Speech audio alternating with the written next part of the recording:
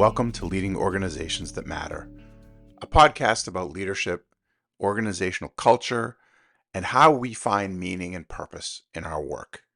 I'm your host, Ray Spadoni, former healthcare CEO, current consultant, author, and speaker.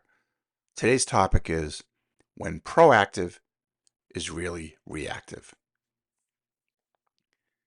The word proactive is positive, desirable, and it conjures up feelings of power and progress. The word reactive does the opposite.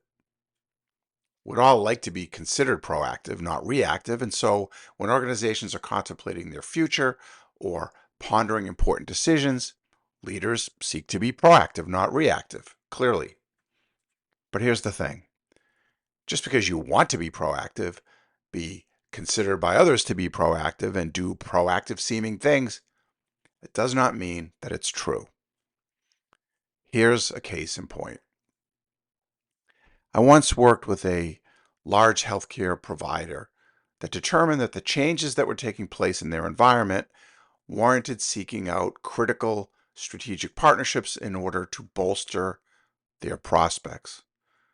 When pressed on precisely what strategic partnerships might look like for them, in other words, were they looking for casual friendships or something deeper and more permanent, they admitted that they might need to be acquired by a like-minded but better positioned competitor. This is a major decision, and obviously one that should not be taken lightly. Everyone on that organization's board and leadership team agreed that this should be a key priority for their strategic plan. Now, over time, as an internal work group sought to advance this objective, there was an interesting, though actually sometimes subtle, debate that emerged. Some on the team felt that their mandate was to be proactive, to develop options, and then to carefully vet them and make a recommendation regarding the best course of action for the organization. Others there, however, felt that their charge was to come up with a safety net option, a plan that they could execute if needed. You see the difference here? Proactive versus reactive. As I worked with this organization, I began to sense that this perspective rift existed, and I started to wonder how members of the senior team and board felt about it.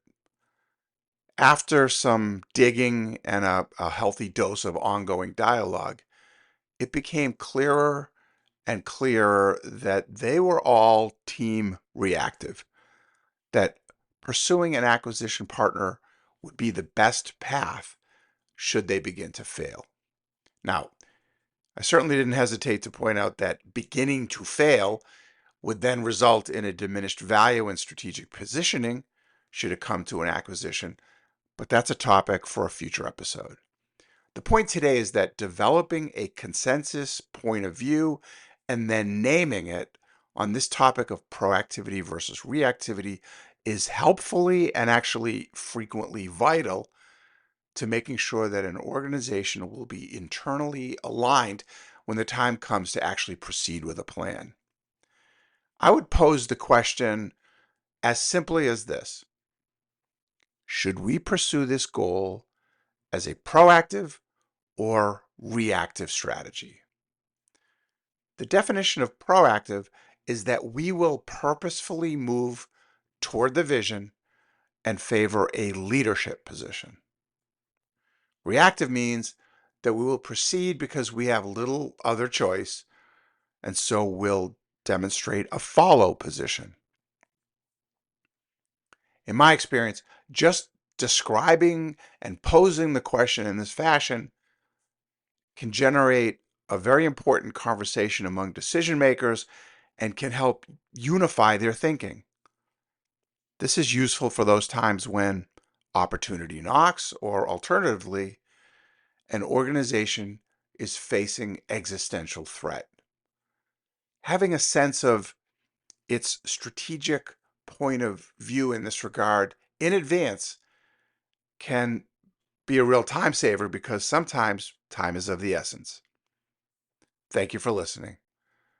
I hope that you'll consider leaving a 5-star review on Apple Podcasts or your platform of choice. That will help others find us here. My mission is to help empower organizations that matter by supporting those who lead them. Please feel free to learn more about me and my work at Red Sail Advisors.